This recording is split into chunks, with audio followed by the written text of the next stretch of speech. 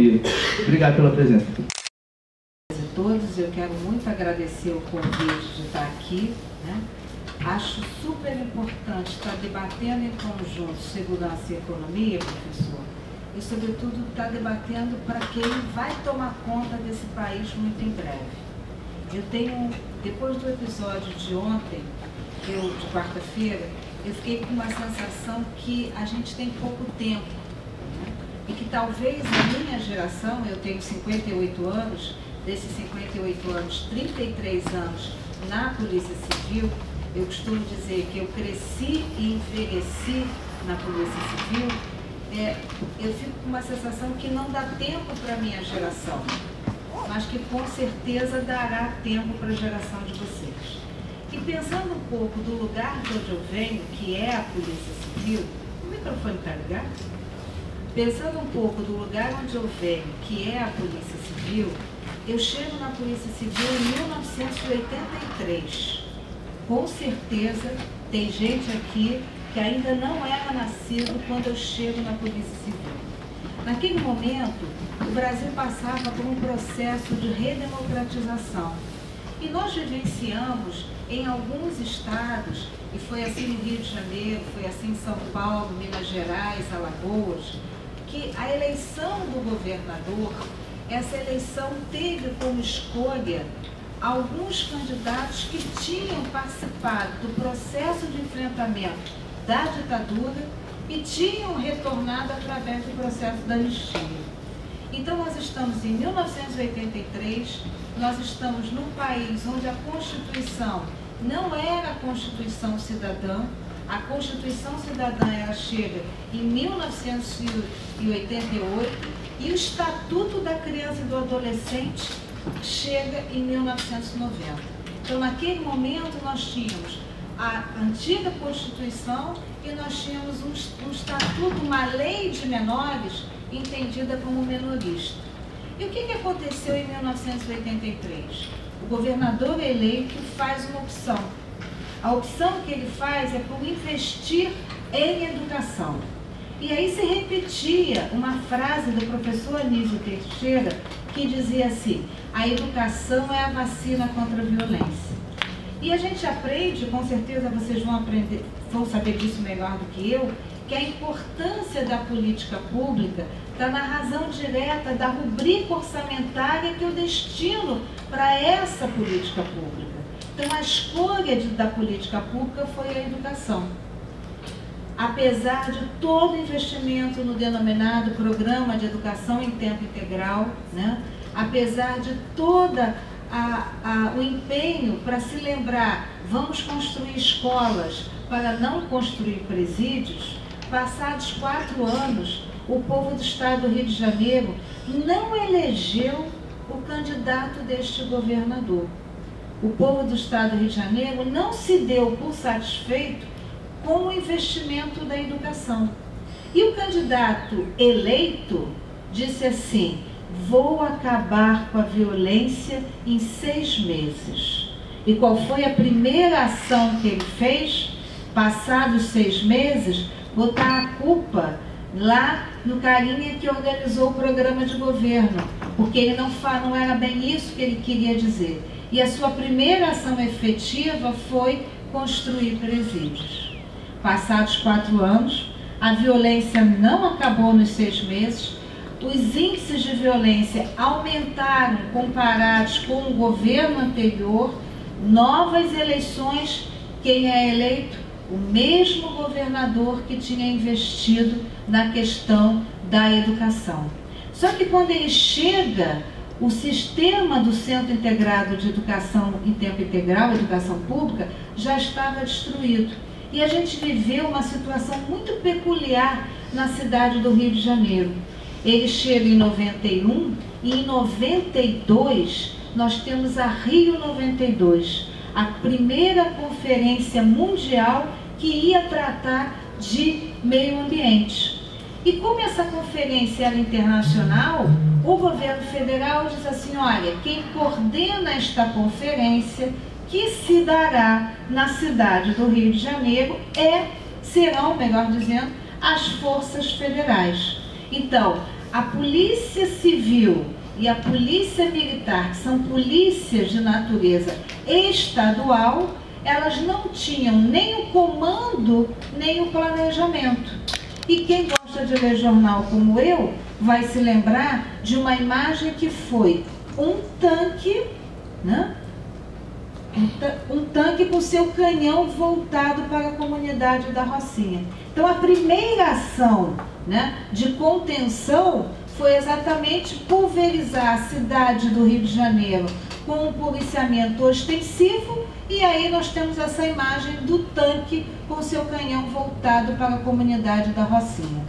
Quando a gente pensa nisso, a gente tem que entender o seguinte: uma coisa é eu sair daqui e dizer que na entrada do Hospital Pinel, alguém passou correndo e levou o meu cordão. E eu saio daqui, me dirijo à 10ª DP e faço um registro de ocorrência de furto. A outra coisa é, eu que estudo nesta universidade, tomar conhecimento de que em frente ao Hospital Pinel está acontecendo furto e ter uma sensação de insegurança que não necessariamente é um retrato da ocorrência policial. Então, mesmo que eu não tenha sido vítima, eu tenho essa sensação de insegurança. O que aconteceu na Rio 92, com a presença das Forças Armadas, foi o sentimento contrário. As pessoas, de alguma maneira, se sentiram seguras com a ostensividade. Muito embora a gente, quando consultasse as estatísticas policiais, a gente não tivesse a noção exata de que houve uma redução tão grande, né? Claro que houve uma redução naquele miolo, né, onde ocorreu a conferência, mas não necessariamente em todo o estado.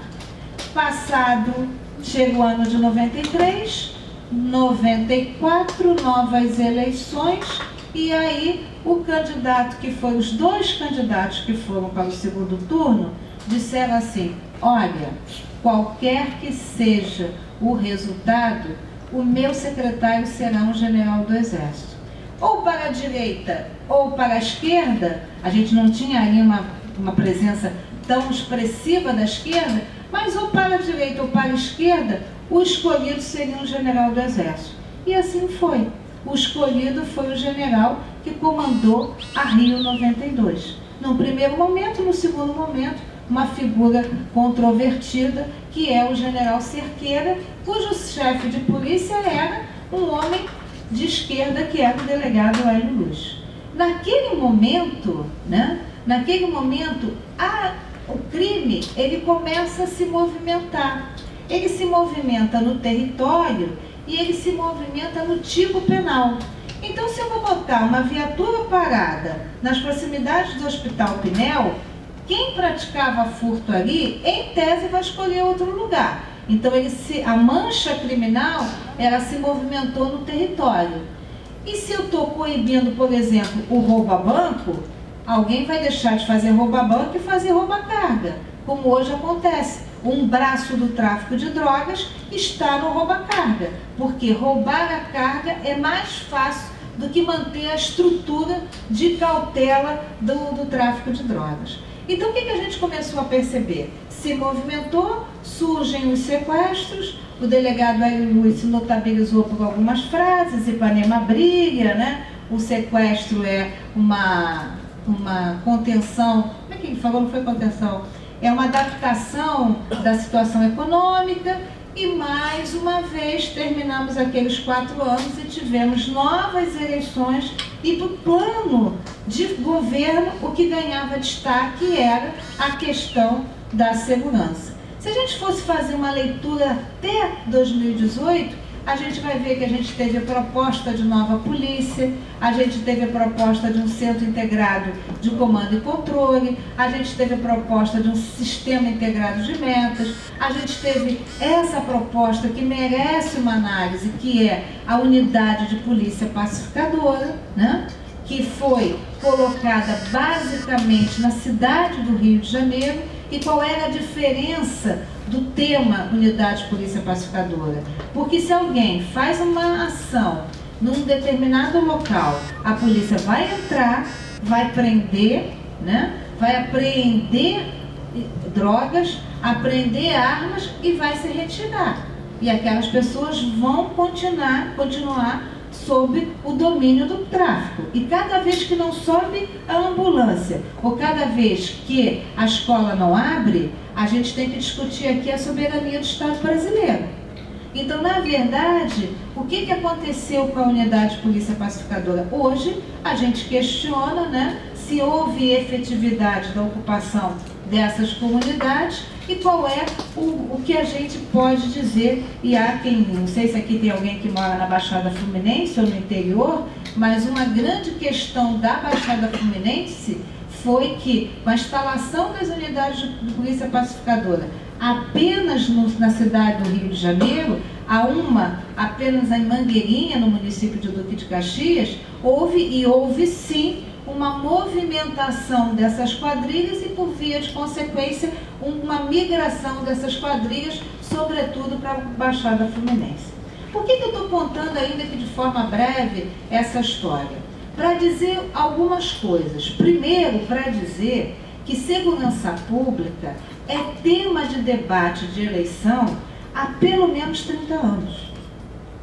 Nas últimas eleições, nós tínhamos uma discussão entre os dois candidatos que foram para o segundo turno sobre a criação ou não do Ministério da Segurança Pública.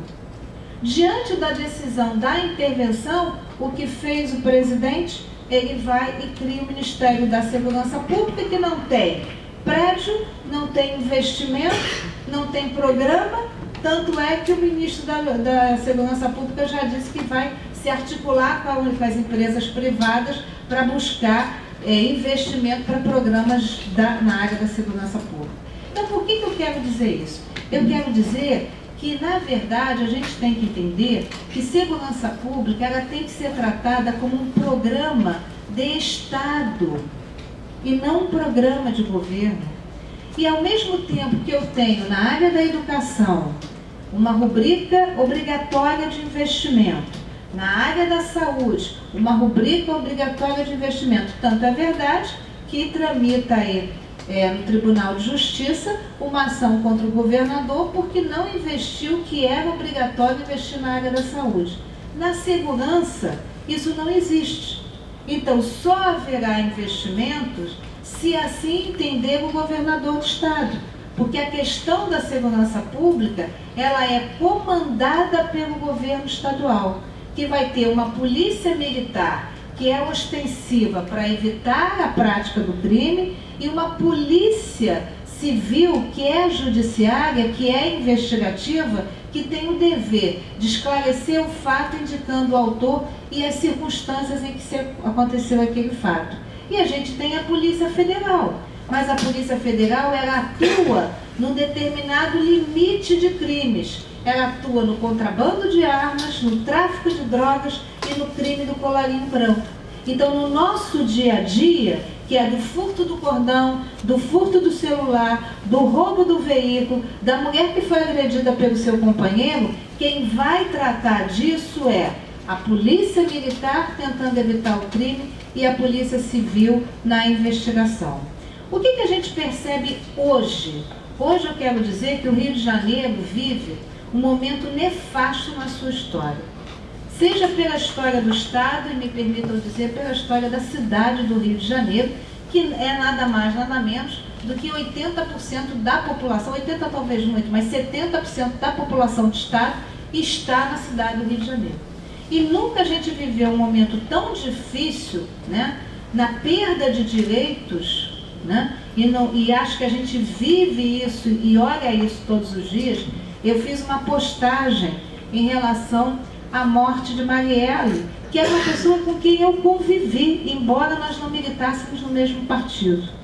E eu fiquei assustada com as pessoas que entraram na minha página para criticar a postagem que eu teria feito em relação a esse crime essa barbárie que aconteceu na quarta-feira. Então, mais do que nunca, a gente vê esses dois momentos extremistas.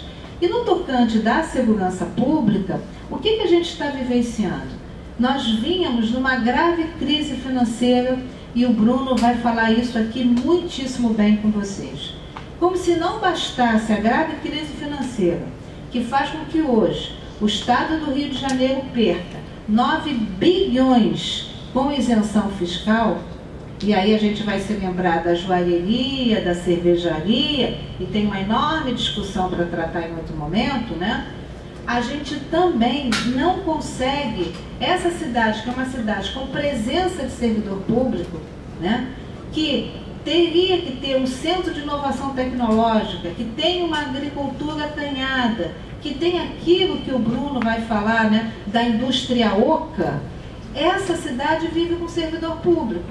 E aí, quando eu deixo de pagar, com certeza vocês vão entender isso melhor do que eu e analisar melhor, mas eu fico me perguntando assim, quando eu deixo de pagar os servidores, eu faço a roda da economia não funcionar.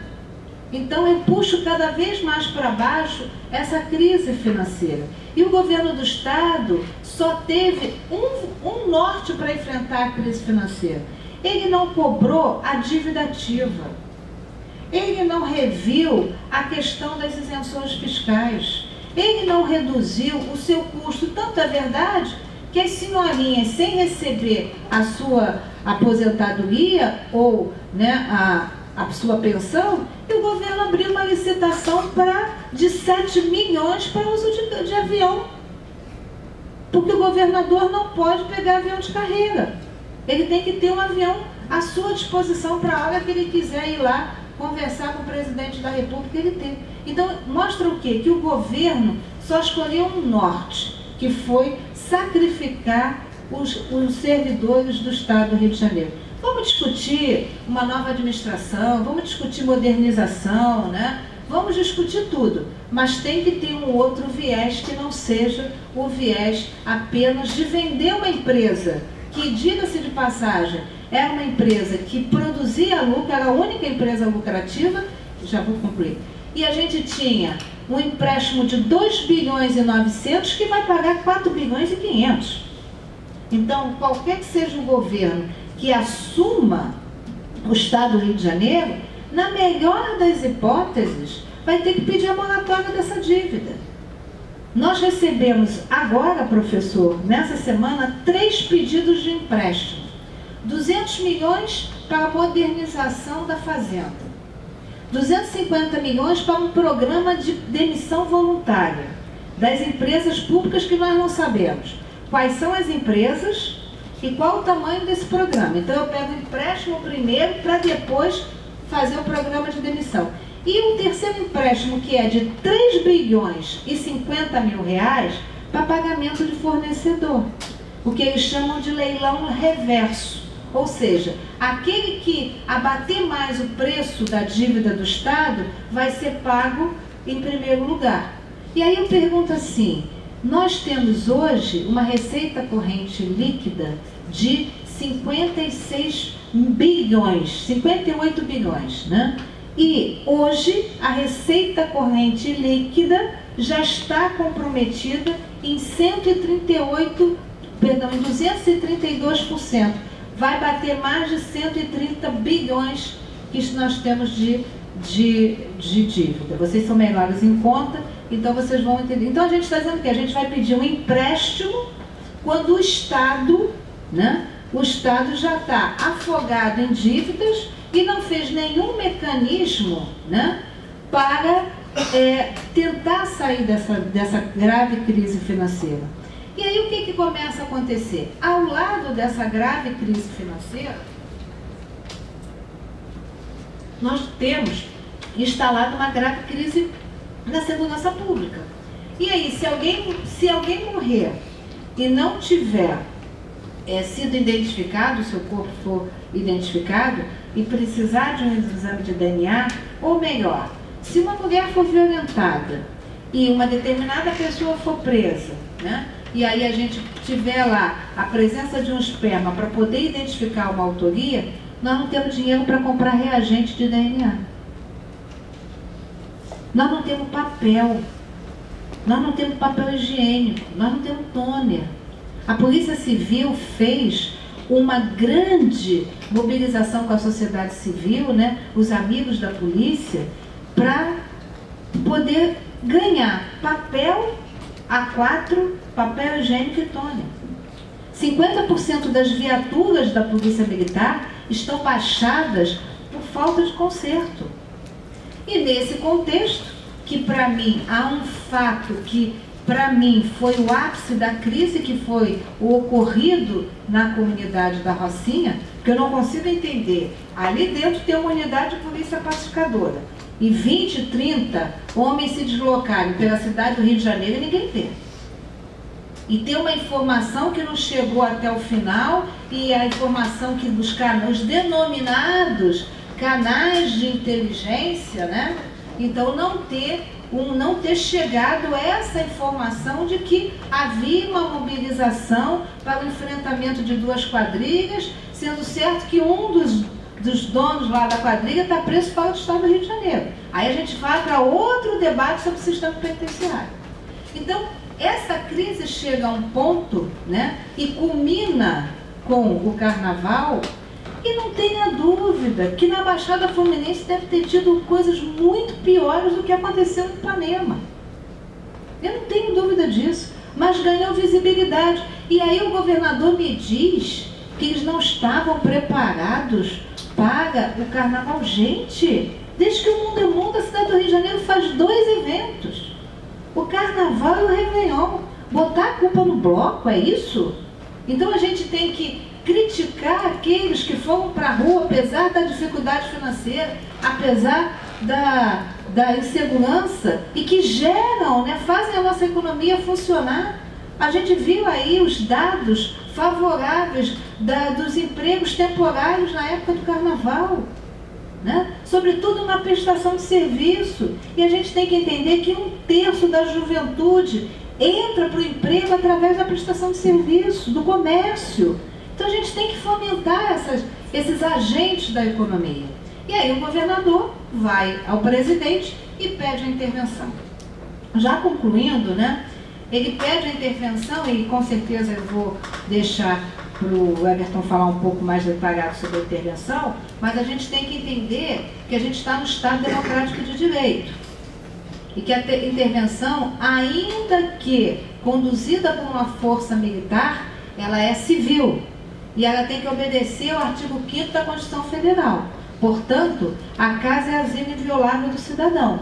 Nela ninguém pode entrar, salvo por ordem judicial ou flagrante delito. Então, fora mandato coletivo.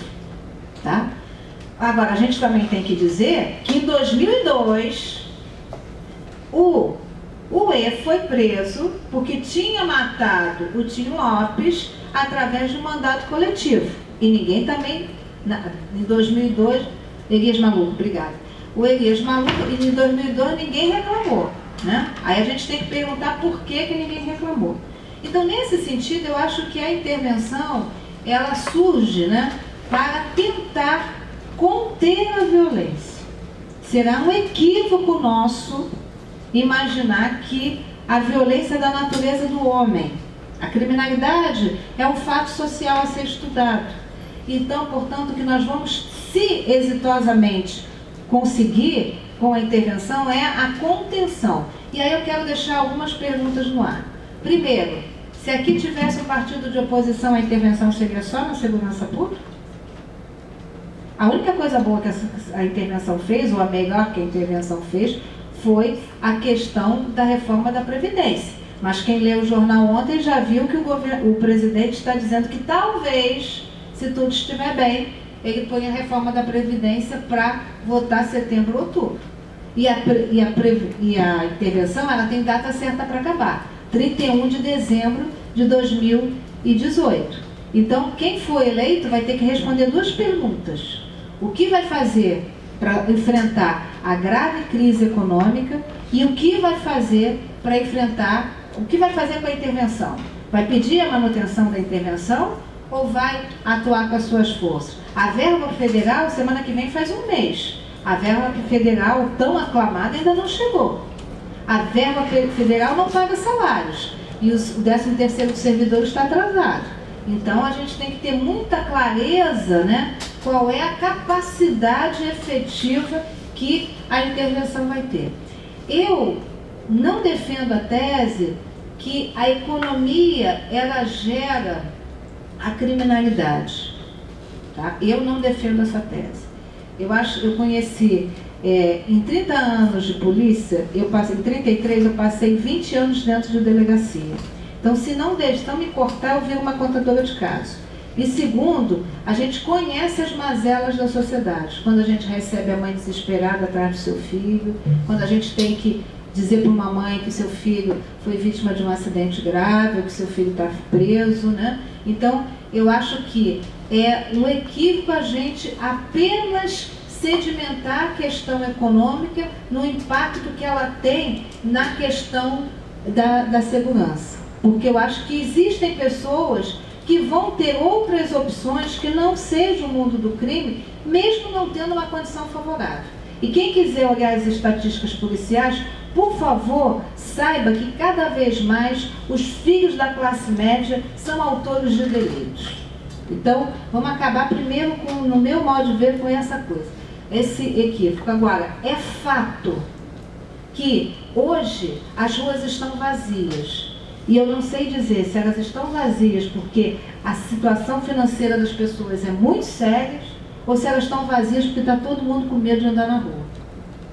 Então hoje eu acho que a gente tem uma grande incógnita, né? E talvez mais do que nunca essas duas coisas, né, passaram a andar juntas. E eu vi muitas mudanças no comportamento social, né? Assim, eu vi muitas mudanças de pais que eram mais rígidos e que hoje são menos rígidos, porque é melhor ter seus filhos namorando no quarto do que correr o risco dos seus filhos estarem circulando de carro, por exemplo, né? Então eu acho que a gente tem que olhar a economia, e eu não tenho dúvida, sem enfrentar a crise econômica, a gente não sai da crise da segurança, porque segurança é investimento caro, segurança é investimento que não é um investimento barato, né? Então a gente tem que ter o fortalecimento da economia para poder investir na questão dos equipamentos. Mas mais do que tudo, aí encerrando mesmo, a gente tem que aprender a não destruir o que o outro fez, porque é um traço cruel no estado do Rio de Janeiro, sobretudo, que tudo que o outro fez, ele é abandonado. Assim, a gente tem uma experiência na Polícia Civil terrível. Em outubro de um determinado ano, a gente inaugurou 2 delegacias. A Delegacia de Enfrentamento dos Crimes Raciais e a Delegacia de Acidentes de Trabalho. No ano seguinte, foi escolhido o novo governador. A primeira coisa que ele fez em janeiro foi acabar com essas 2 delegacias. Então eu vou perguntar, o que é isso? Quem está certo? Quem implantou ou quem não... quem extinguiu, né? Então eu acho assim, que a gente tem grandes desafios que não serão solucionados em 2 anos, ou quem sabe em 4, mas uma coisa a gente tem que ter certeza, a gente tem que utilizar as ferramentas da economia para superar a crise financeira do Estado e utilizar de uma forma definitiva um protocolo de ação na segurança pública para que a gente, de uma forma mais permanente, a gente tenha uma política de Estado e não uma política de governo. Obrigada, espero que eu tenha contribuído aí para a reflexão de vocês. Muito obrigada. Agora eu vou convidar o Everton, que é policial civil, como eu falei, cientista político, está no debate de segurança pública e para dar a contribuição dele. Pedir permissão aqui para falar de pé. Em primeiro lugar, quero agradecer aqui o Vitor, fazer uma saudação especial aqui à minha companheira de mesa, amiga e grande referência da política do Estado do Rio de Janeiro, a deputada Marta Rocha, no momento que o nosso país passa por uma crise profunda e essa crise se desdobra aqui no Estado do Rio de Janeiro, talvez com maior intensidade do que nos outros estados, em especial do ponto de vista da legitimidade da política como instrumento de transformação. Então, quando nós temos conosco um personagem da política que enxerga a coisa pública e o fazer a coisa pública de uma forma diferenciada, verdadeiramente trabalhando com os compromissos todo político deveria trabalhar, a gente não pode deixar de enaltecer. Então, para mim, da violência, da insegurança sobre a economia do Estado do Rio de Janeiro. Eu sou policial civil, então eu vou tentar aqui situar um pouco na minha perspectiva de policial, mas vou tentar aqui, de uma forma geral, me colocar muito mais como um provocador. Afinal de contas, não sou economista, os economistas falam melhor de números, mas eu fui buscar alguns números que acredito que são interessantes. Então, eu queria, nessa minha fala, fazer vocês realmente pensarem e construírem reflexões a partir dessa fala. Então, eu queria começar dizendo o seguinte: eu trouxe um dado, que é um dado colocado pela presidente do Supremo Tribunal Federal, a ministra Carmen Lúcia, dado recente, que ela dizia o seguinte, que o custo de um preso no Brasil é 13 vezes maior do que o custo da manutenção de um estudante. O preso no Brasil custa hoje, aos cofres públicos, R$ 2.400 mês, chegando, dependendo do sistema do apenado, ali R$ 3.472,22 mês. Enquanto o estudante no Brasil, o custo é de R$ 2.200 ano. De cara com esse número, que causa um estranhamento muito grande, você vê que a economia e a violência, elas têm uma relação aí intrínseca e que precisa verdadeiramente ser discutido. E quando eu, aqui como policial, eu faço as provocações, eu quero discutir o custo das violências, por exemplo, no impacto direto sobre as pessoas. No outro dia, eu sou morador ali da Ilha do Governador e decidi que eu estava com fome à noite e decidi que eu ia jantar. E aí, não sei se vocês aqui, quem é aqui da Zona Norte, conhecem ali a CADEG, fica ali em Benfica, São Cristóvão. Deve ter cerca de 2 anos que a CADEG deu um novo boom econômico e se tornou um polo gastronômico. Então as pessoas passaram a revisitar a CADEG, que durante um bom tempo sofreu um processo de decadência, passaram a revisitar aquele espaço lá com as suas famílias para comer. Então eu acostumei a visitar lá e comer lá um bacalhau. Eu gostava, minha ex-mulher, ela era portuguesa e a família dela adorava ir para lá porque tem uma festa portuguesa. Então a CADEG estava sempre muito movimentada, muito dinâmica, muito cheia, criou muitos novos empregos. E aí decidi, há uns 2, 3 semanas atrás, visitar a CADEG à noite. E aí, quando eu chego na CADEG, me surpreendo, porque todas as lojas estavam fechadas. Isso foi mais ou menos umas 2 semanas, um mês ali, depois daqueles eventos que aconteceram no Jacaré, logo depois do assassinato covarde de um policial da Polícia Civil por traficantes ali. E todo aquele processo de crise que estava acontecendo ali. E aí eu fui até um funcionário e falei, poxa, mas os restaurantes estão fechados e tal. Ele falou, cara, isso aí é o custo da violência. E aí, olha só, um polo gastronômico que tinha sido recentemente reaquecido, que criou novamente uma série de novos empregos, por causa do impacto da violência em cima da nossa cidade, ele fez com que agora centenas de empregos provavelmente deixassem de acontecer. E aí é o custo da violência impactando na economia da nossa cidade.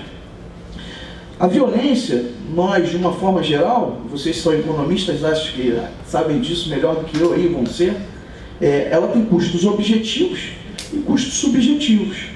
Os custos objetivos da violência são mais ou menos quando a gente deixa de investir em escola para investir em fuzil, para investir em caveirão, para investir em helicóptero blindado, que são necessidades do teatro operacional das polícias, nesse conflito sem fim que a gente vive na sociedade. Os custos subjetivos, que a gente pode assim dizer, são, por exemplo, qual é o custo de uma vida? Eu agora acabei de ser pai, então eu estou pai coruja aí, né? Mais um tricolor no mundo, né? Graças a Deus. Nossa torcida estava precisando. Mas qual é o custo do assassinato, da morte de um pai de família? Vocês que são economistas, é possível mensurar isso? Quanto Quando eu vou ali, aquele pai de família, a doutora falou aqui, trabalhador, durante 12 meses da vida dele, ele dividiu ali o salário dele, muitas vezes um salário sofrido, ele pagou prestações de um celular, mais simples que seja, e aí um garoto passa, rouba o celular, tenta sacar o celular da mão dele, e ele no ato ali de rejeitar, de resistir, o garoto está com a faca, fura o pai de família ali, o assassina. Qual o custo dessa vida para o filho desse cara que vai ficar desassistido? E muitas vezes só tem ali a figura do pai como provedor, ou talvez a figura da mãe como provedora. Isso é um custo subjetivo, que a economia também tem que se debruçar. Talvez hoje a gente não tenha, não conheço, eu tentei buscar alguns estudos sobre isso, efetivamente eu não vi. Mas são custos provavelmente muito significativos. E a sociedade tem que estar disposta a fazer esse cálculo. A sociedade tem que estar disposta a fazer o debate se ela prefere investir em lápis ou se ela prefere investir em munição de fuzil 762. É um debate que a sociedade tem que fazer. Nós hoje estamos aprisionados pelo medo, e isso é uma realidade. A doutora mais uma vez falou, e essa questão da CADEG. A cidade, você caminha pela cidade na parte da noite, e eu, agora com um filho pequeno, não muito, mas eu sou um boêmio eterno, eu gosto muito de caminhar pela noite. Eu vi também o ressurgimento de uma outra área que era uma área completamente degradada da cidade nos anos 90 e que ressurgiu com muita força, principalmente por causa da participação da juventude, que foi a Lapa. No outro dia eu me pego ali passando pela Lapa, né, o meu local predileto de molhar a garganta quando eu estou com sede, e aí caminho ali pela Lapa e quando eu vejo a Lapa completamente deserta, e acho que era uma quarta ou uma quinta-feira, novamente digo, quando eu olhei no entorno, vários bares fechando. Esse custo é muito alto para a sociedade. A violência é um custo muito alto para a sociedade. E a sociedade ela precisa discutir isso com profundidade. E aí a sociedade vai ter que estar disposta a fazer escolhas. Nós, presos pelo medo, o tempo todo a gente grita que a gente quer mais segurança, e a segurança é cara. Não existe segurança pública barata. Quem faz discurso demagógico sobre isso está enganando as pessoas. A segurança pública é cara. Comprar um fuzil é caro. Comprar viaturas é caro. Manter agentes treinados, capacitados, qualificados é caro. E é um investimento que muitas vezes a sociedade grita porque quer no curto prazo. O grande debate que nós precisamos fazer do ponto de vista da segurança, da violência, da economia é: qual é o custo mais importante que nós devemos pagar? Eu pago um custo a curto prazo. Olha, nós temos uma crise profunda na segurança, e essa crise já vem de muitos anos. A emergência da segurança pública no estado do Rio de Janeiro, ela vem de muitos anos, né? E aí todo momento ela vira uma emergência, em especial quando a gente se depara com essa emergência acontecendo no território, principalmente o território mais visitado pelas classes abastadas da nossa sociedade, em especial a zona sul carioca. Vamos ser sinceros, a Baixada Fluminense tem crise de segurança todo dia, o tempo todo. A zona norte do Rio de Janeiro tem crise de segurança todo dia, o tempo todo.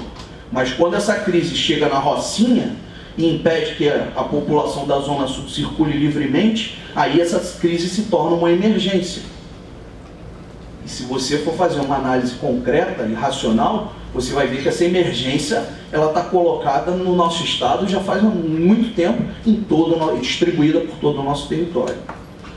Vocês veem que, eu não falei aqui, mas acho que é importante também, ontem nós tivemos esse episódio triste, lamentável, né, a morte de duas pessoas, né, o Anderson e a Marielle. O Anderson estava ali fazendo um bico. Porque nós temos um processo de depressão profundo no nosso estado. E aí, olha lá, o cara estava fazendo um bico, né, para colocar comida em casa, para garantir a sobrevivência da família, e vem lá, é violentado por um ato covarde, né, um crime de ódio, né, e os crimes de ódio, eles têm uma série de motivações. que vão do egoísmo, que vão da falta de percepção e uma fuga e uma perda no meio de uma sociedade capitalista, que vão do ódio pela opressão sofrida historicamente. Ele tem uma série de motivos, mas é um crime de ódio. E aquela barbárie que aconteceu ontem, ela vitimou mais um trabalhador, mais uma família que vai ser impactada concretamente, objetivamente, do ponto de vista econômico, do ponto de vista das suas finanças, por um ato da violência, que foi praticado aí talvez pela ausência do Estado. E aí quando eu falo que a gente está aprisionado, e que a gente tem que fazer o debate, eu falo por quê? Porque existe uma saída. Existe saída. Essa saída ela vai ocorrer a partir de uma escolha que o Estado vai ter que fazer junto com a sociedade. Aqui no Rio de Janeiro já se tentou buscar essa saída. Quando o governador Leonel Brizola, e eu me filio à corrente política do pensamento que ele expressou de forma brilhante ao longo da sua vida, mas quando o governador Leonel Brizola pegou quase a metade do orçamento público do Estado e investiu concretamente em educação, e aqui resgatando a fala da deputada, você vai dizer que a importância de um segmento é dado pelo orçamento que você emprega. E o Brizola foi lá e pegou quase a totalidade, quase a metade do orçamento público e investiu em educação. E a educação é uma escolha racional de um governante que vai dizer o seguinte: olha, eu estou disposto a pagar esse custo para garantir que no futuro eu tenha um resultado melhor. E não estou disposto, nesse momento, a talvez investir em fuzil. Eu prefiro investir em escola. E eu sei que o resultado da escola não vai ser imediato. E talvez não vá atender ao clamor público e ao desespero de uma classe média que está aprisionada dentro dos seus carros e dos seus condomínios, mas é uma escolha racional que eu faço. Porque eu quero, de verdade, atuar dentro de uma lógica estruturante. E a lógica estruturante, ela não dá resultados a curto prazo. Então, quando vocês, economistas, e eu espero que, sendo filhos aqui da UFRJ, se filiem àquela bela corrente nacional desenvolvimentista, que tem próceres aqui brilhantes, e não se percam aí na lógica do mainstream, e queiram se tornar banqueiros e aplicar as políticas neoliberais que tanto assolaram o nosso Estado brasileiro nos últimos anos. Mas eu espero que vocês tenham a capacidade de lá, quando fizerem lá suas análises mais frias, pensarem nas vidas que a gente está perdendo por causa desse alto custo da insegurança e da violência. E a gente só vai poder fazer isso pensando a longo prazo, pensando em investimentos estruturantes que vão mudar de verdade a cara da sociedade brasileira. Hoje, mais uma vez, nós pegamos uma parte dessa gritaria e garantimos que alguns segmentos ganhem, porque a violência que faz a sociedade perder leva muitos setores a ganhar. Quanto mais insegurança eu tenho, mais a indústria de armas vende armas. Vende para o exército regular, que são os exércitos e as polícias, e vende também no paralelo para o exército irregular. Afinal de contas, as armas que estão distribuídas aí no estado do Rio de Janeiro, elas saíram de alguma fábrica. Então alguém está ganhando dinheiro. Quando a gente vê, por exemplo, no Rio de Janeiro, numa tentativa de minimizar esse conflito do roubo de rua, esse roubo mais estou caminhando aqui para finalizar, esse roubo mais chocante, né, o celular, o cara ali, o cordão e tal, aí você vem agora com um novo discurso, que também tem um impacto econômico, que é a privatização da segurança. Hoje você tem aí alguns modelos, e aqui a cidade do Rio de Janeiro começou a praticar isso.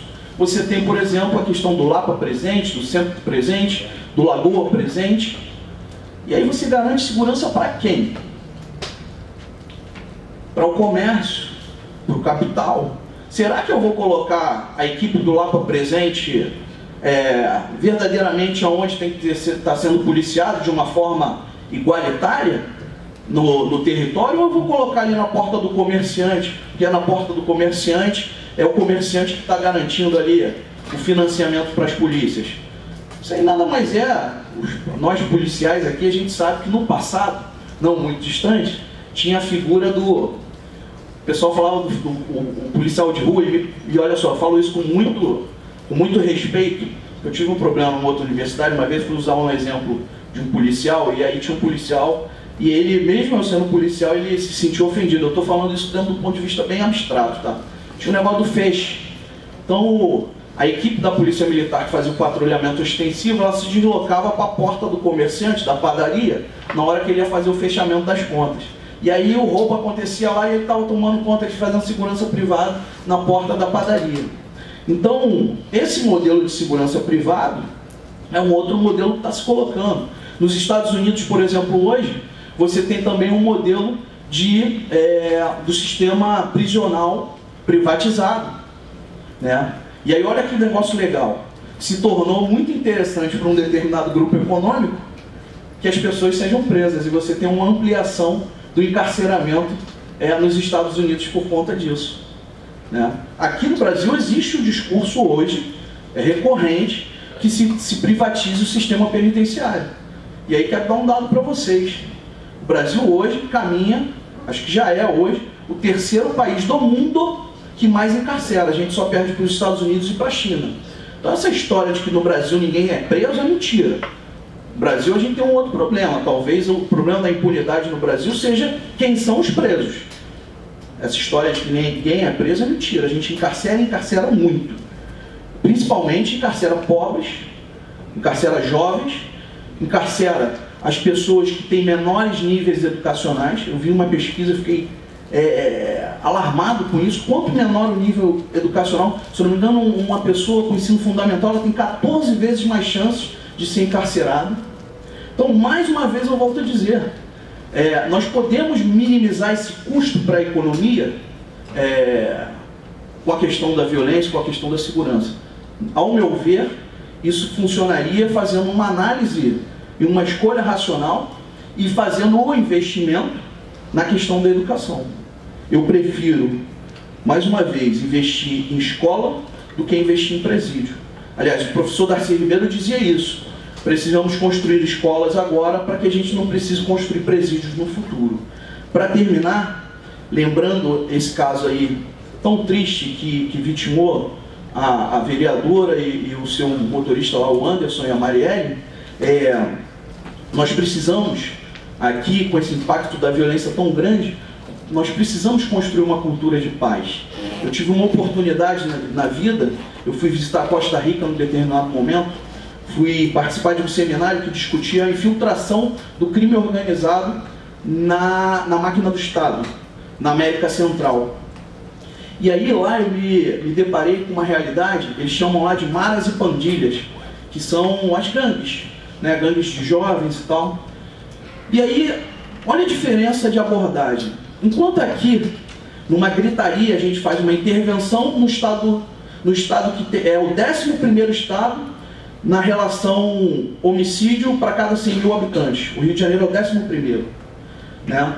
Então a gente faz uma intervenção federal que é civil, mas ela é praticada pelo Exército, né? E aí eu gostaria muito de entender, né? A senhora falou do negócio do tanque. Por que colocar um tanque virado para a favela? Será que se tiver um tiroteio, alguém vai dar um tiro de tanque para dentro da favela? Não consigo entender. Sem falar o prejuízo que isso causa no asfalto. As nossas ruas já são muito boas, né? O asfalto sempre, aquele asfalto bem liso, e aí você passa com um tanque na avenida, né? Eu não consigo entender. E aí, aqui a gente coloca o Exército, aqui a gente amplia a militarização, faz uma operação na Maré ao custo de, acho que foram 190 milhões, não sei, alguma coisa, algo bem absurdo. E qual é o resultado prático disso? Praticamente nada, né? Praticamente nada. E aí lá na Costa Rica, que é um lugar que inclusive não tem exército, e aí eu fiquei meio chocado primeiro por isso, que eu falei, pô, mas você não tem exército? Não. Aqui a gente não quer saber de guerra, aqui a gente quer saber de paz, a gente investe em educação. A gente não vai entrar em guerra com ninguém. E aí eles faziam lá, enquanto aqui o Temer, golpista, faz o Ministério da Segurança Pública, lá na Costa Rica, eles não chamam de ministério, eles chamam de vice-ministério. Eles criaram o Vice-Ministério da Paz. E ao invés de ações típicas de segurança para conter a violência, eles passaram a executar um plano de ações principalmente voltadas para o campo da educação e da cultura, como forma de inserir o jovem e resgatá-lo de um potencial delitivo ou criminoso qualquer. Então, são reflexões que eu trago aqui para vocês como um provocador e espero ter contribuído aí com a cabecinha de vocês aí de alguma forma para que a gente pense a segurança e a economia de uma forma diferente do que vem sendo pensado convencionalmente no nosso estado e no nosso país. Obrigado, galera. Obrigado, Everton. Eu queria anunciar o professor Bruno Sobral, nosso convidado também para o debate. Professor da UERJ, Economia, seu tema de pesquisa é Economia do Rio de Janeiro, tudo mais.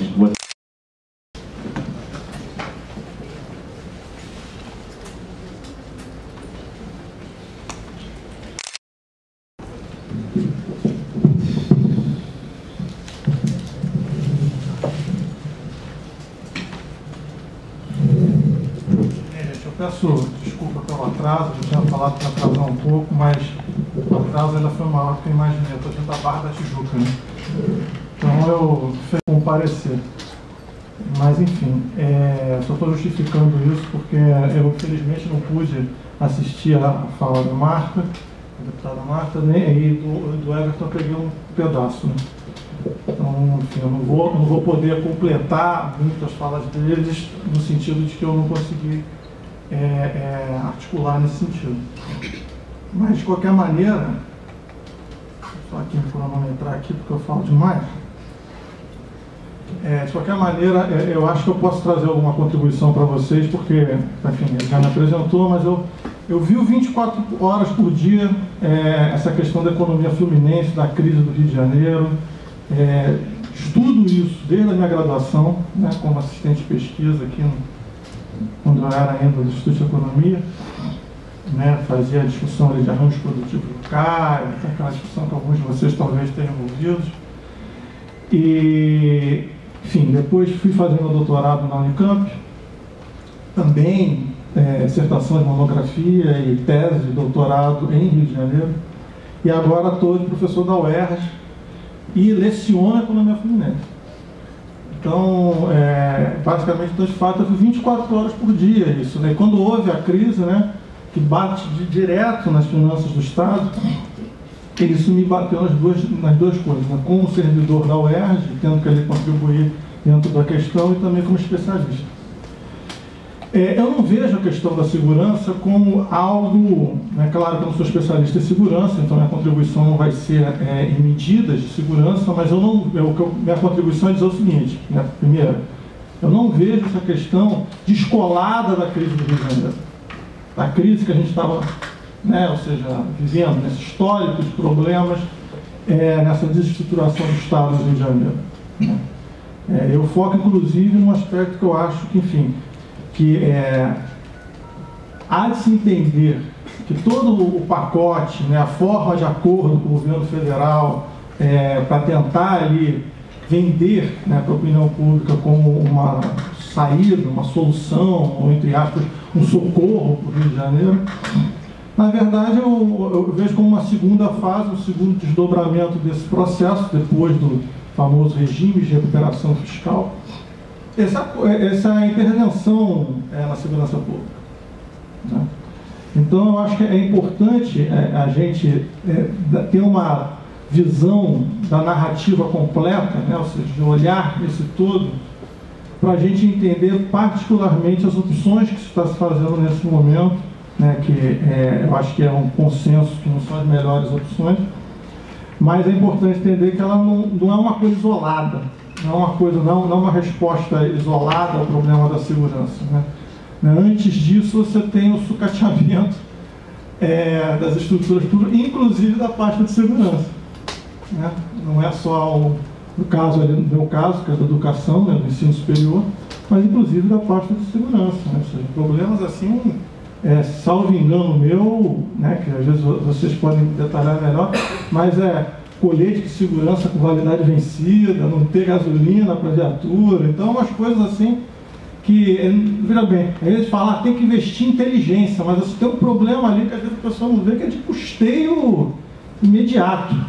né? Igual lá na UERJ, enfim, não tinha dinheiro para pagar a limpeza. Então é esse o estado do Rio de Janeiro que a gente está no momento atual, né? Não é que a gente quer melhorar, a gente quer apenas que a gente tenha condições mínimas dele funcionar. E é importante entender que nesse contexto, né, essa intervenção na segurança, ela foi colocada de uma forma impositiva também. Da mesma forma que o acordo com o governo federal foi colocado de uma maneira impositiva, eu não vejo isso como um acordo, né? Eu acho que o Rio de Janeiro ele não colocou na mesa de negociação de fato seus interesses. Na verdade, foi a forma que ele encontrou de rolar, enfim, de conseguir avançar o processo e evitar sua destituição, seu impeachment imediato, enfim. Então ele foi oferecendo uma resposta e vai empurrando com a barreira. Mesma forma esse acordo agora de intervenção na segurança. Então essa narrativa é importante, né? Eu particularmente eu foco nessa questão financeira, em alguns textos que eu coloquei, eu chamo a atenção para isso, ou seja, né, coloco que claro que tem uma especificidade no modelo de segurança pública do Rio de Janeiro, que os especialistas vão colocar, mas ou seja, é fundamental a gente ter a noção do problema financeiro e da busca de uma saída financeira para esse problema, né? Que aí, ou seja, eu não vou talvez detalhar tanto, posso até detalhar depois um pouco melhor na minha fala. Ao meu ver, é importante entender que a pasta de segurança pública é uma das que mais pesam no orçamento estadual. Salvo engano meu, entre os gastos do Estado, é o segundo maior gasto depois da Previdência Pública. Então é uma pasta que pesa bastante, mas também não quer dizer que seja um gasto excessivo, ao meu ver, particularmente. Ao meu ver, eu acho que o que a gente tem que pensar é como a gente vai financiar essa política se o orçamento estadual tem seus limites para isso. E, evidentemente, essa intervenção ela não oferece um questionamento sobre esse ponto.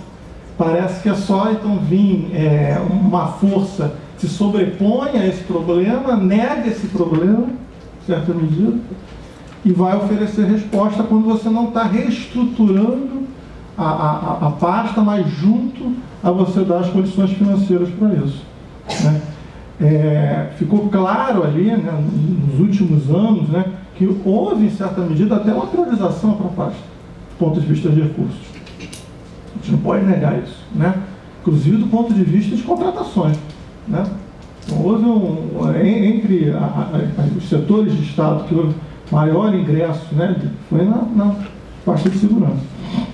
Então, ou seja, eu não vejo isso como algo errado, não vejo isso como algo excessivo, eu vejo isso até como um limite que deveria, né, você buscar, se você quiser, eu penso sempre assim, as pessoas têm muita crítica a esse modelo, né, mas para colocar algo na mesa, ou seja, o modelo de PP, né, se você pensar que por mais N críticas que você pode ter esse modelo, é simbólico dizer que ele nem tinha começado direito, né? Ou seja, ele nem tinha saído da cidade do Rio de Janeiro, ele tinha focado só em algumas áreas. Imagina se tivesse chegado a uma lógica estadual propriamente dita. Não tinha orçamento para isso. Não tinha orçamento para isso. Não tinha orçamento para isso. Então, eu acho que o problema é sério. Eu vejo um debate entre forças estaduais que ele inicia um processo que eu acho que deveria ser por aí, né, que eles vêm com a ideia de um sistema único de segurança, né, o SUS da segurança pública, né? Eu acho que é por aí, mas o governo federal se negou a discutir isso, né, virou para o lado e falou, não, eu resolvo fazer a intervenção. Mas eu acho que um sistema único de segurança, no sentido que você vai dividir as competências, você vai dividir os recursos corretamente, você vai buscar, então, o que eu sempre acho que é fundamental, né, os economistas, às vezes, eles não entram tanto nesse debate institucional, mas eu acho que é fundamental esse arranjo federativo. Então, você arranja isso de uma maneira muito mais adequada do que simplesmente ver uma força querendo achar que colocando ostensivamente, né, um poder bélico na rua e usando o prestígio das Forças Armadas, né, para mostrar então que, enfim, dessa forma, às vezes com uma aparência de algo mais respeitado, com mais autoridade, você vai resolver o problema, quando na verdade eu acho que o problema exige fortalecer, em particular, a política estadual de segurança. Eu não vejo essa intervenção pensando uma política estadual de segurança. O financiamento dessa política, a escala dessa política e esse arranjo federativo, porque também não é... Ela teria essa centralidade estadual, mas evidentemente teria uma divisão de competências entre as diversas esferas, né? Então, particularmente com as esferas federais ali. Dado que o problema do Rio de Janeiro não é um problema também apenas no seu território. Então você tem toda essa discussão de inteligência, inclusive de fronteiras, de, enfim, alfandegárias e tudo mais, como entram as armas e tudo mais, que você tem que discutir. Então, ao meu ver, né, esse seria o modelo mais adequado para discutir o problema, podemos dizer assim, por uma perspectiva econômica do problema, né? Agora, tirando um pouco então, ou seja, uma saída federativa, né, para deixar claro aonde eu quero chegar, uma saída federativa pensando no modelo, né, um fundo, né, interestadual, né, com algum financiamento federal também ali, com essa divisão de competência, né, resumindo, como eles falam, é o SUS da segurança. Agora, saindo um pouco da discussão da pauta, da pasta de segurança, ao meu ver também, o problema, a gente precisa entender, eu coloquei, inclusive, fiz uma fala nisso ontem, né, com essa fato grave que aconteceu, né, que sensibilizou a todos, que é importante entender que, tentando entender que as forças de segurança, elas são uma superestrutura, um órgão institucional, ou seja, tem um impacto do ponto de vista do desenvolvimento institucional para você pensar a economia, você tem que fazer uma relação entre a economia que nós temos, a base econômica que nós temos no Estado, particularmente na cidade do Rio de Janeiro, e por que esse tipo de polícia é necessária. O que ela protege, qual ordem que ela garante, e particularmente qual ordem econômica que ela garante. Né? Então eu acho que esse tipo de raciocínio, que às vezes não é tão trivial, não é tão impactante, não é só a questão do financiamento da pasta, mas particularmente entender o papel que se espera dessa polícia. E aí, ao meu ver, né, aí eu vou fazer uma digressão um pouco histórica, né, como especialista em economia fluminense, né, a gente vai ter que ver basicamente, né, duas grandes âncoras dessa economia local, né. Quando eu falo âncora, não é necessariamente algo positivo, né, mas porque ela tem uma centralidade, podemos dizer, perversa nesse sentido, que um patrimonialismo exacerbado, então, ou seja, um controle da propriedade da terra exacerbado, né? A gente tem que lembrar que o metro quadrado da cidade de Janeiro é o mais caro do Brasil. Então, ou seja, controlar a terra, controlar a escassez do acesso à terra é algo muito importante, tá? Não só como status de riqueza, mas como lógica de valorização do capital na cidade do Rio de Janeiro. Então, ou seja, é importante entender isso, porque se exige, então, uma segurança que garanta o valor desse patrimônio afundado, né, enraizado, né, esse patrimônio bem raiz. Importante entender isso. E as opções que se fazem, por exemplo, para onde o tanque vai direcionar. Ele não vai direcionar para onde tem patrimônio, para onde tem o valor, ele vai direcionar para onde há ameaça ao valor desse patrimônio. Importante entender isso, ou seja, a gente tem um déficit de estruturação de uma economia regional produtiva, vou chamar de complexo regional, que, ou seja, ao você não ter essa economia voltada, dominantemente voltada para uma articulação produtiva, ela está voltada para essa valorização patrimonial, né? Ou seja, se você pegar ali, então, a concentração de riqueza, de imposto de... não é nem imposto de renda, mas ou seja, a evolução da renda, e você vê a evolução do PIB, ela é descolada. O que a gente gera de PIB e a evolução da... Porque a renda que está concentrada aqui com essa turma que ganha em cima do valor de face, e não propriamente de um mecanismo de geração de renda, emprego produtivo. Mas, do outro lado, você tem também, ou seja, as áreas que não têm o ganho pelo valor patrimonial, propriamente dito, né? Você não tem um condomínio, você não mora num lugar bacana e tal, seja luxo e tal. Não é nem morar, né? Você tem o título, né? Que é o que interessa, é o título do ponto de vista financeiro. Né? Você está associado a uma lógica rentista financeira. Mas, enfim, as áreas que não permitem tanto isso, você vai ter um tipo de capitalismo, podemos dizer assim, também bastante arcaico, do seu ponto de vista de articulação, que é fundado no monopólio, no controle monopólico sobre acesso a certos serviços. Ou na opção de fazer uso de uma força de trabalho baratíssima e que não tem problema nenhum de morrer o tempo todo, que você renova com uma facilidade impressionante.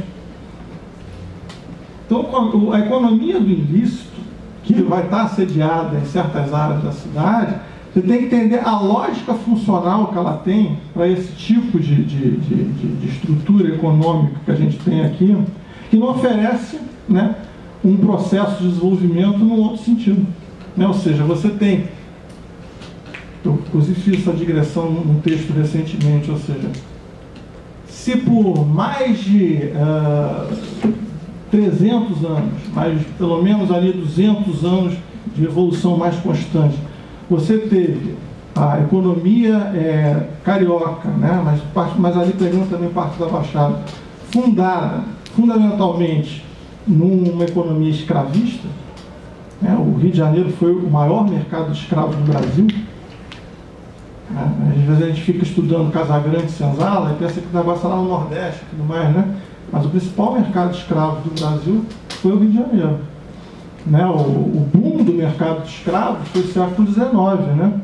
Então, inclusive associado à cafeicultura fluminense.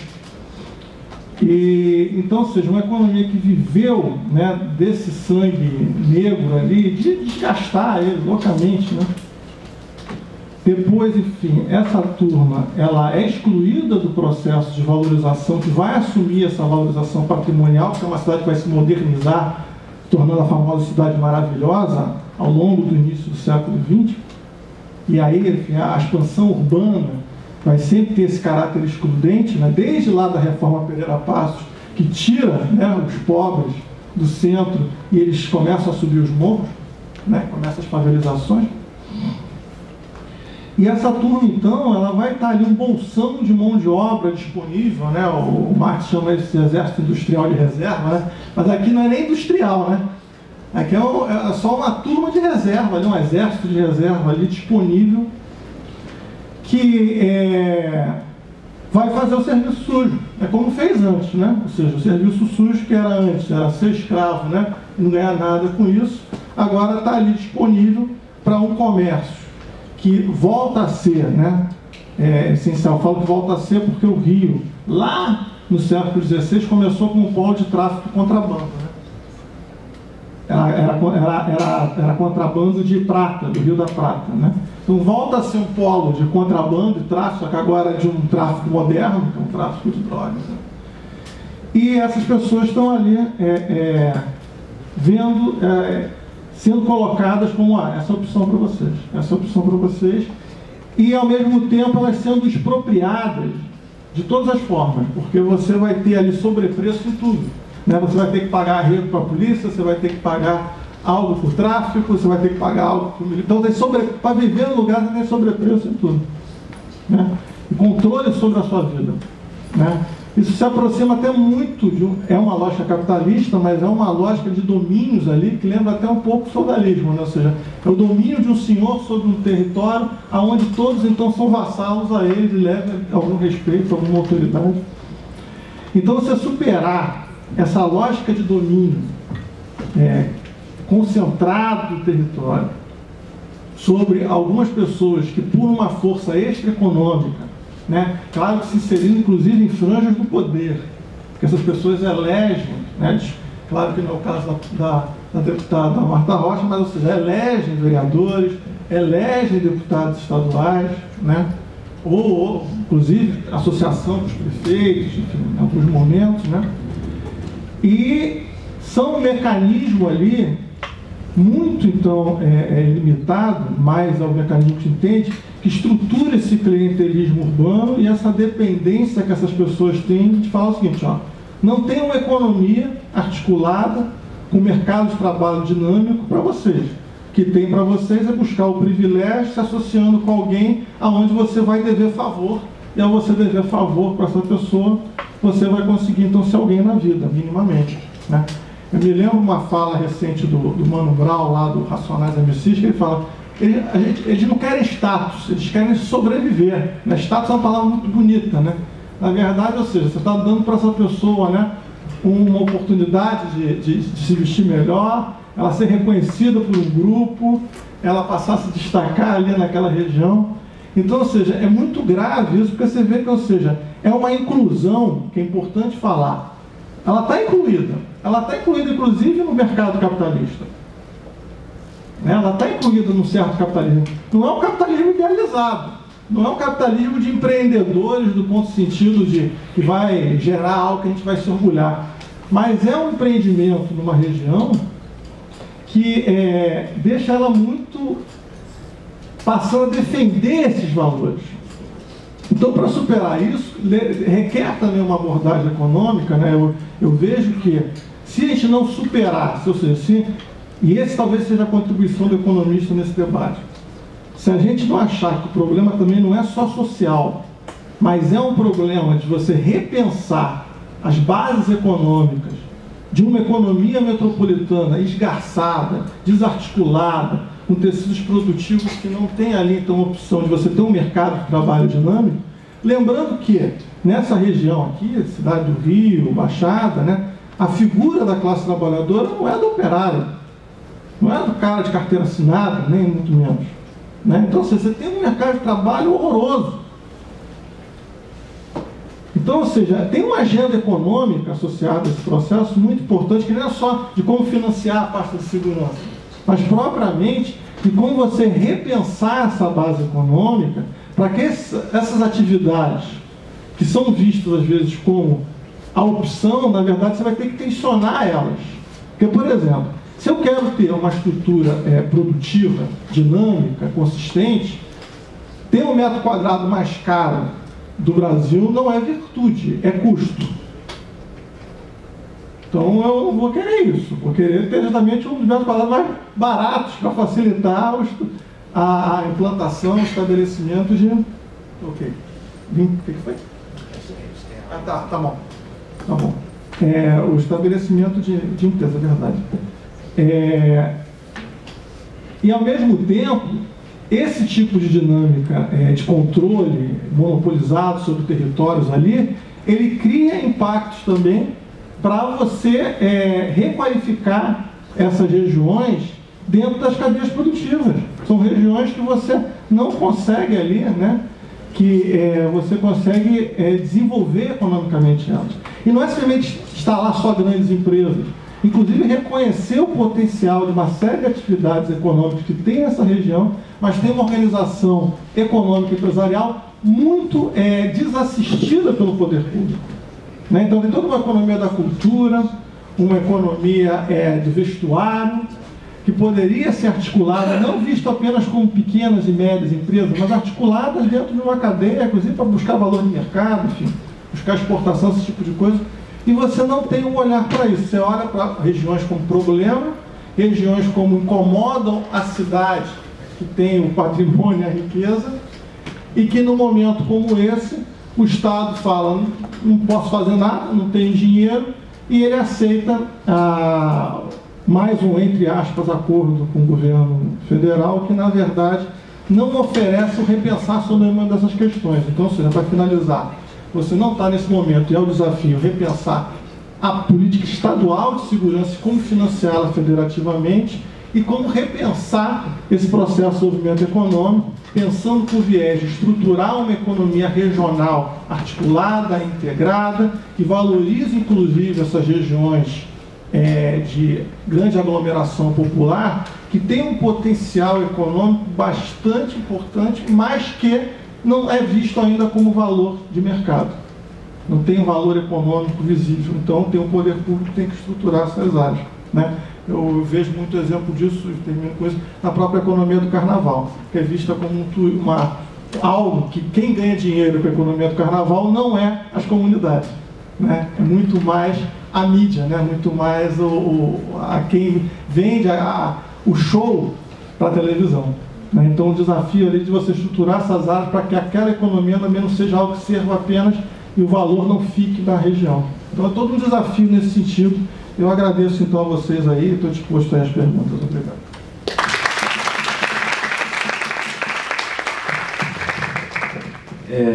Obrigado, professor Bruno. Obrigado, Everton. Eu ia agradecer também ao deputado. O deputado tem que sair, que tem um compromisso agora e tudo mais. Eu sei que vocês têm aula, peço desculpas pelo atraso e tudo mais. Eu vou abrir para perguntas, assim, até porque a gente também tem um limitante de vocês têm aula. E a gente tem que liberar o espaço também, tem um horário, né, para terminar. Mas eu vou liberar quem quiser fazer pergunta para o professor ou para o Everton, e quem quiser ir para a aula, enfim, almoçar, tá liberado também. Eu vou abrir para pergunta, quem quiser. Você que sabe trancar a porta dessa, sabe? Não sei ninguém. Estou brincando, gente. Quem quiser fazer pergunta, sinta-se à vontade, gente.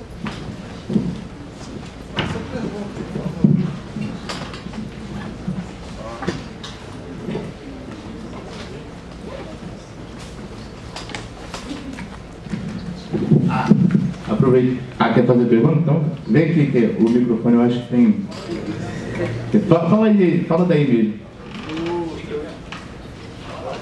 Gente, só aproveitar e falar, olha, fazer uma propaganda aqui do CASA e tudo mais, que junto com o Instituto de Economia está organizando esse debate. Se vocês tiverem, quiserem, se interessarem em participar da gestão, a gente está de braços abertos e tudo mais, tá bom? Só isso, pode fazer essa pergunta. Eu queria perguntar qual é a causa, a origem dessa explosão da criminalidade no Rio de Janeiro.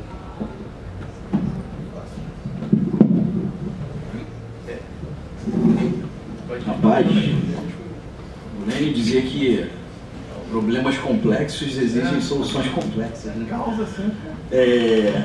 Rapaz, olha, eu acho que seria leviano qualquer estudioso, qualquer envolvido com o tema, ele te apresentar uma resposta como sendo definitiva. Eu particularmente penso que esse fenômeno da insegurança, em primeiro lugar, ele não é um fenômeno recente. Isso é uma coisa que a gente tem que desmistificar, né? Vocês vão ver algumas pessoas atribuindo o fenômeno da segurança, da explosão da insegurança no Rio de Janeiro, por exemplo, ao início do governo Leonel Brizola, há cerca de 40 anos atrás, no momento da redemocratização do Brasil. Porque, segundo alguns, e especialmente o campo mais conservador, à época o governador Leonel Brizola teria praticado uma política de minimizar os confrontos policiais dentro das comunidades carentes do nosso estado. Eu rechaço de plano essa perspectiva e acredito que essa perspectiva é extremamente conservadora e ela é contaminada de verdade por um viés extremamente conservador. Se isso de fato fosse uma realidade, o Brasil não teria também o fenômeno da insegurança. E ao contrário do que a mídia hegemônica fala aqui no nosso país, em especial a Rede Globo, o Rio de Janeiro não é e nunca foi o estado mais violento do nosso país.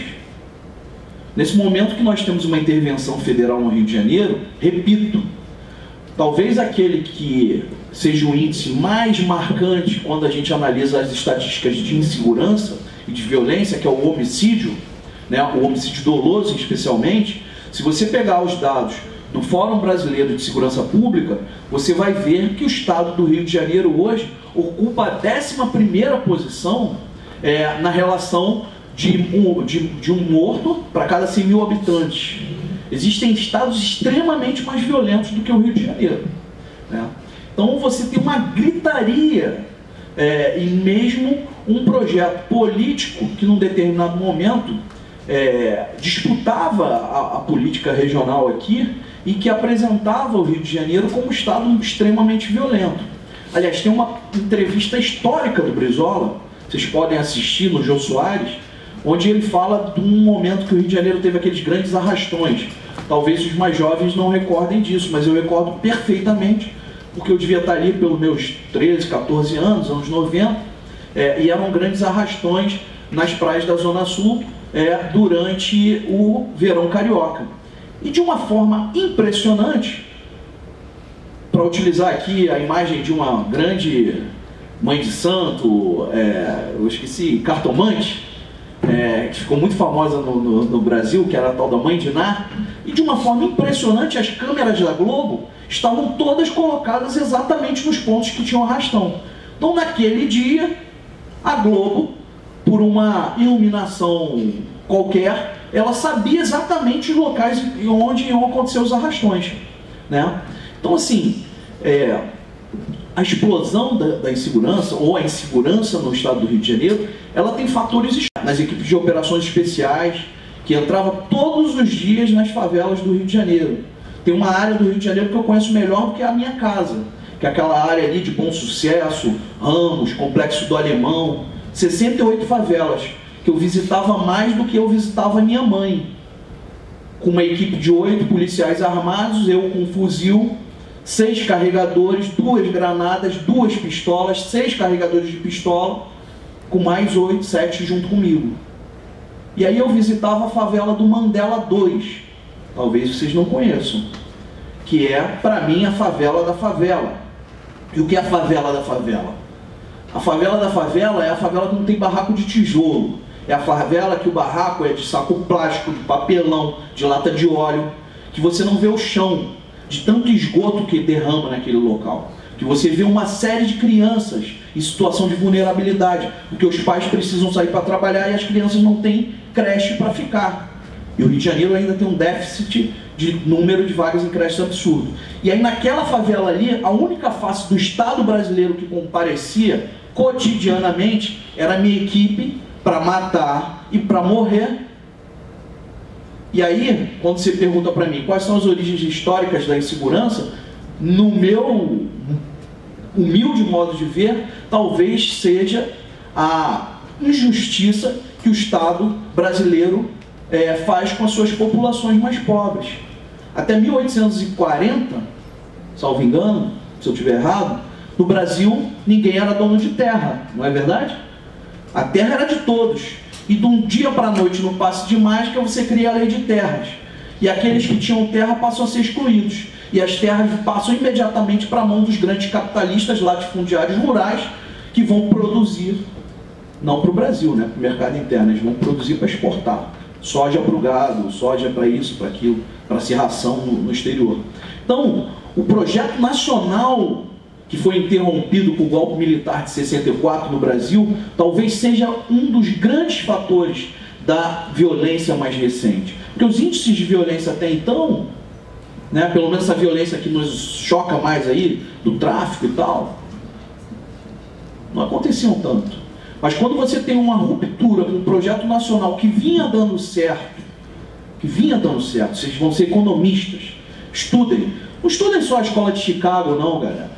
Estuda lá o ISEB, bebe lá nas águas lá, estuda o que foi o governo Getúlio Vargas, que num grande momento conseguiu transformar um país agrário, rural, em uma experiência que é uma experiência praticamente única na história da sociedade mundial, conseguiu transformar um país agrário numa das maiores economias do mundo, na 15ª economia do mundo. Estudem lá. E talvez a ruptura daquele projeto, que começou sim como um projeto autoritário, mas um projeto de disputa de poder contra a sociedade e a oligarquia rural brasileira, vou terminar, quando foi rompido o pacto democrático que foi sendo construído, sei lá, ao modo brasileiro, em 64, talvez aí estejam as raízes da insegurança mais presente nesse momento na sociedade brasileira. A solução, eu acredito sinceramente que um dos caminhos para a construção de uma sociedade mais pacificada é a educação. Eu me filio a essa corrente. Mas, infelizmente, a sociedade ela quer caminhos mais curtos. Talvez a sociedade, infelizmente, continue acreditando, e os índices que aprovam a intervenção militar no Rio de Janeiro, que também quer reduzir o problema da insegurança e da violência em 7 meses, os índices de aprovação mostram que talvez eu esteja equivocado de querer uma ação estruturante a longo prazo, e quem esteja certo, de repente, seja o general que coloca um tanque de guerra na frente de uma favela, como se ele fosse dar um tiro de tanque para dentro daquela favela. As soluções são complexas, são muitas soluções que têm que ser buscadas. A sociedade tem que ajudar, o Estado tem que ajudar. Não existe uma solução, como dizia lá o Lênin, não existem soluções simples para problemas complexos. Desculpa me alongar. Eu vou passar a palavra para o professor Bruno Sobral responder, e aí a gente encerra. Eu passar a palavra para o professor Marcelo Colomé para ele encerrar esse espaço e tudo mais, e a gente encerra. Então eu só peço que a gente tenha limitação de espaço para a gente conseguir fazer tudo no tempo certo. Tá certo. Essas perguntas são sempre ótimas, né? Ou é causa ou é solução, né? Qual é a solução para o problema? Mas, enfim, a angústia é pertinente, né? Tá. Ainda mais quando eu tenho 2 minutos para dar a causa, a solução, projeto. Então, mas enfim, eu acho que é importante, né, tentando aqui não abusar tanto mas assim, acho que é importante uma coisa que eu não falei. A Polícia Militar do Rio de Janeiro foi a primeira polícia criada no Brasil, né? Ela estava lá junto com, enfim, todas as mudanças que se teve no século XIX, com o status que a cidade do Rio de Janeiro colocou, e particularmente uma das primeiras funções dessa polícia era justamente você caçar escravo fugido, né? Então é muito simbólico quando você fala que você entra na favela para de alguma forma você controlar esse mesmo povo, né? De alguma outra forma, não é fugido porque ele não pertence a alguém, mas ele não pode atrapalhar o meu patrimônio, né? Que agora não é mais ele, mas o que está no resto da cidade. Enfim. Então, eu insisto na coisa, né? Eu acho que assim, é importante a gente falar que a educação é importante, né? Ou seja, mas assim, os liberais eles também falam isso, a gente tem que ter esse cuidado, né? Os liberais eles vão chegar e vão falar, você tem que investir mais na primeira infância e tudo mais. Eu acho que a gente tem que insistir, e a fala do Anderson também contemplou nesse sentido, e aí eu quero forçar nesse ponto, a gente tem que pensar um modelo de desenvolvimento econômico para o Rio de Janeiro. Não é só a educação, né? Porque, ou seja, senão a gente vai entrar na teoria do capital humano, ok? Para quem é economista, todos são economistas, né? São calouros, desculpa. São deletas. Depois da escola de Chicago, então piorou, né? Então, que eu até estranhei, porque eu ia corrigir isso, né? Porque se aluno da FRJ tiver só estudando escola de Chicago, então mudou muito da minha época, né? Mudou muito da minha época para cá, né? Vou aproveitar o momento para saudar a presença do professor Wilson Vieira aqui. Obrigado, professor. Mas enfim, né? Porque, ou seja, a educação, ela ajuda você a aumentar suas dotações, né? Então você competir melhor no mercado de trabalho, mas ela não cria o seu próprio emprego, né? Então, ou seja, você tem que buscar você ter um dinamismo econômico, um mercado de trabalho mais estruturado, para junto, porque senão aquele cara qualificado, ele foge, ele vai morar em outro lugar. Ele foge do Rio de Janeiro, vai morar em um lugar que não tem oportunidade, vai fugir para o Rio. Né? Então, ou seja, claro que a educação é importante, mas é fundamental, eu insisto com esse ponto, a gente tem que, né, porque às vezes se fala muito quando quer ser progressista, fala que tem que ter um olhar social, parece que falar economia é quase um palavrão, assim, parece que você está querendo ser economicista, né, querendo ver as variáveis sociológicas do problema, enfim. Mas eu insisto, a gente tem que retomar essa agenda da importância, em particular do Rio de Janeiro. né, que sempre foi uma região que tem um déficit de planejamento territorial, econômico territorial, né, mas ela é muito esgarçada, né, ou seja, é uma precoce metrópole, mas aonde você tem as maiores assimetrias entre regiões, né. A gente fala muito até aqui do drama da cidade, né, a Baixada Fluminense não é nem lugar de trabalho. Aqui ainda tem, né, o lugar de muitas das favelas que acontecem na cidade do Rio de Janeiro, porque estão próximas ao local de trabalho, né? O drama da Baixada é muito maior, e lá, podemos dizer, esse banditismo